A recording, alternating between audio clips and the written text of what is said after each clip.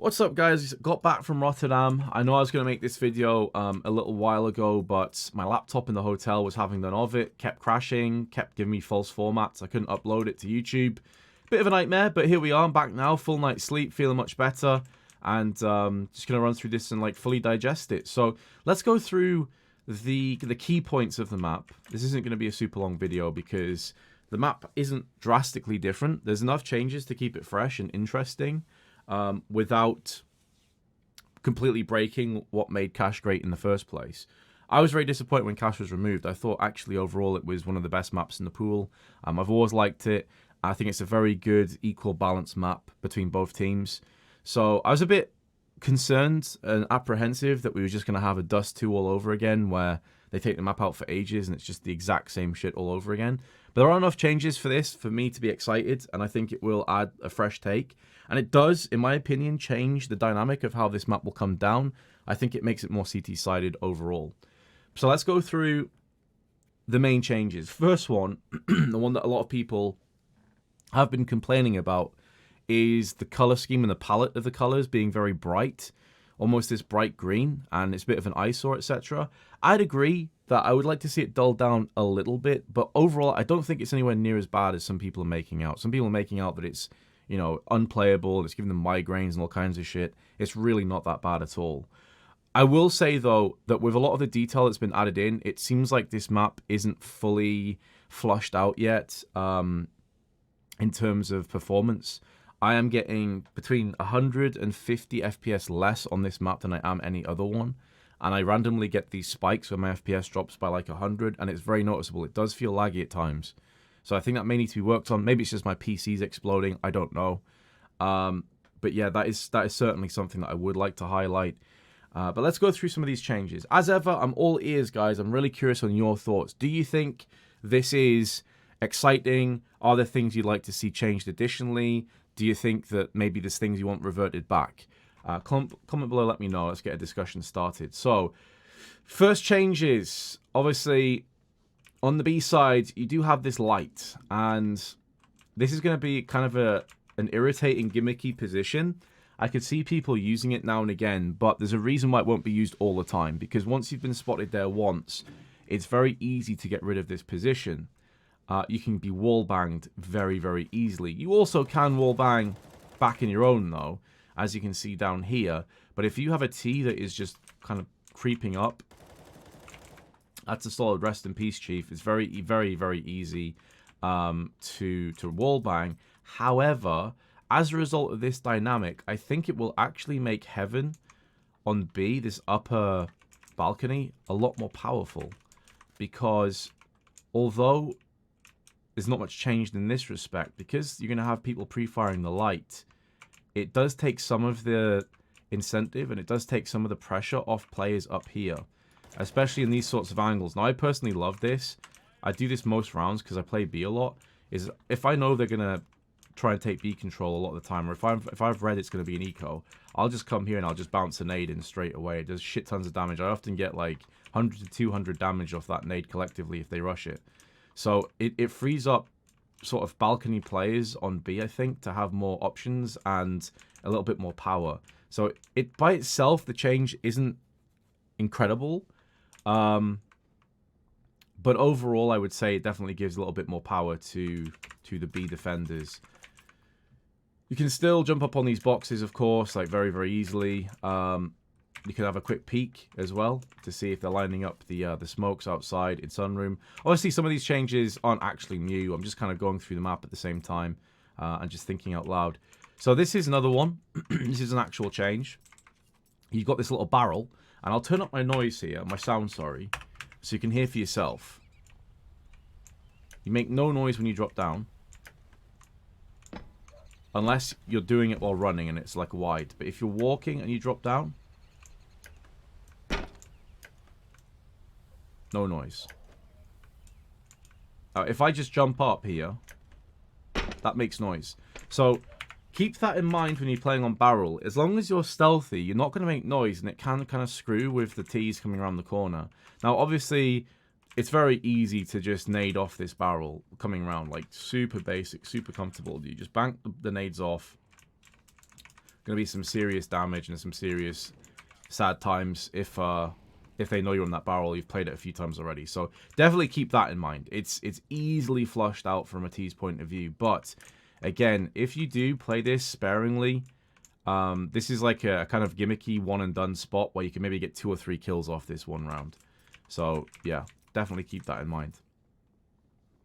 The nades lineups are the same as before. When it comes to this, you've still got these little features on the wall. Now, I normally play on a different resolution, so I don't know if this is the perfect lineup for native. I only play native, so it looks better on your screen when you're watching the video. But I'm pretty sure this will be basically the same when it comes to executing, you know, throwing all the nades in. So that should be a smoke for CT, Molotov on the site, and then HEs and flashes on the site as well. It's not perfect, but you can figure that one out. They're basically just the same as before. Useless still lives up to its name. Not really different at all. There's a few more angles and spots that you can hide behind here. A bit more scenery that you can hide behind. Garage is the same. This is different. You can jump up on this truck, which obviously you could do before. But the main reason why it's different is because you now have this connector window, which I'll get back to in a moment. But from the perspective of the truck, let me just show you that if you have an AWP, you can actually wallbang into this very easily. You can line this up very easily with the AWP. So that window, when I touch on it, it is a big significant change, but it is also counterable from the T's, especially if a call comes through that someone's in there. You can wallbang both of these walls. Like this little overlapping grate is... it's basically paper thin. Like, the AWP's going to go through that no problems. So you can easily maybe pick off someone's head that's behind in the window. A main is effectively the same as before. The shroud boost is the same. There are some changes, though, here on the A site.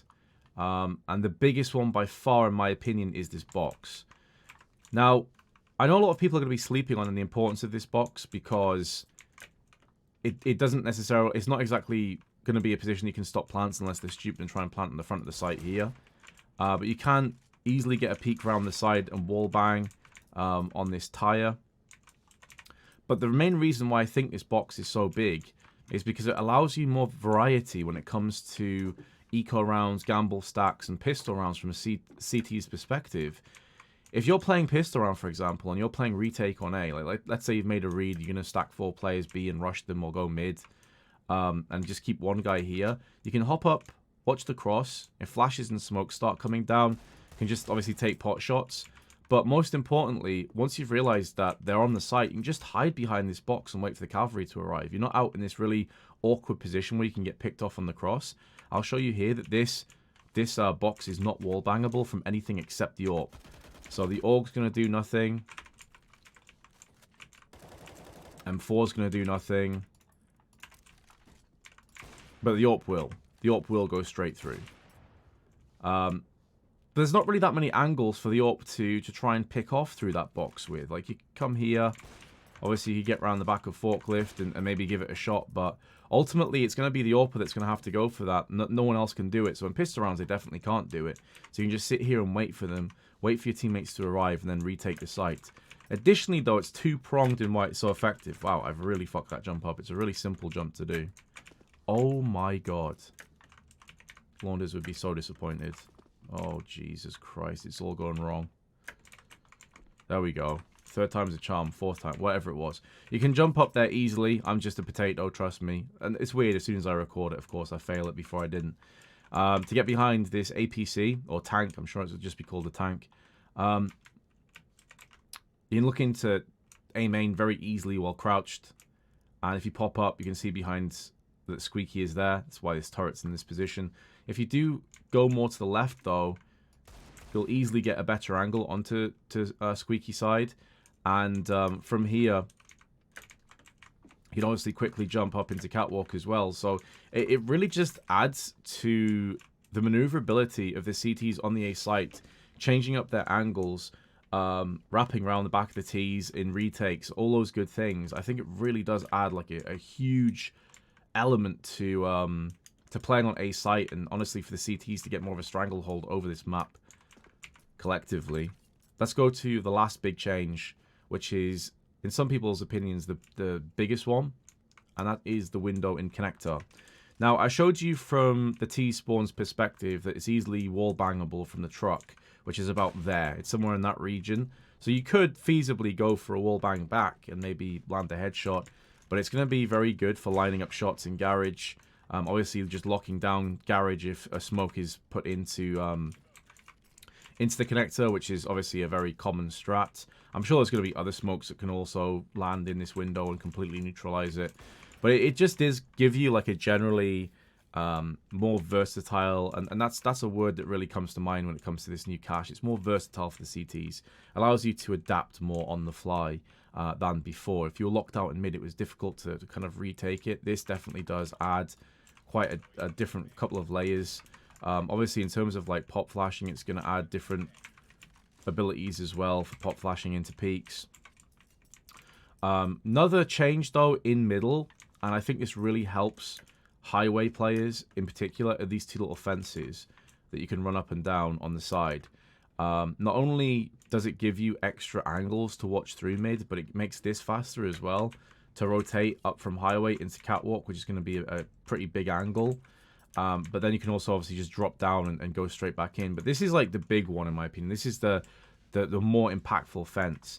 Because now if you jump up on this fence, it's not necessarily about peering into garage, which you can still do, and gives you a slightly different angle to peer into there with.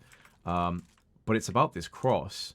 Like, you can now really see people cross the vents. It gives you much more control over the vent room area, which is going to alleviate some of the pressures on checkers and on B site as well. So if you're playing two people in mid, I feel like this is going to be a very big angle, but you do have to be cognizant of Squeaky. So if you're just fully tunnel visioning on mid and not watching Squeaky, well, you're going to get shot in the back unless the guy's a potato. So I'd say if you're going to play this kind of style setup on highway and mid, then you're going to need somebody like playing in a very forward position, watching Squeaky door, to allow that player to do, you know, the peek through middle. So communication is going to be very, very important for that. Otherwise, you're just going to be gifting free kills away.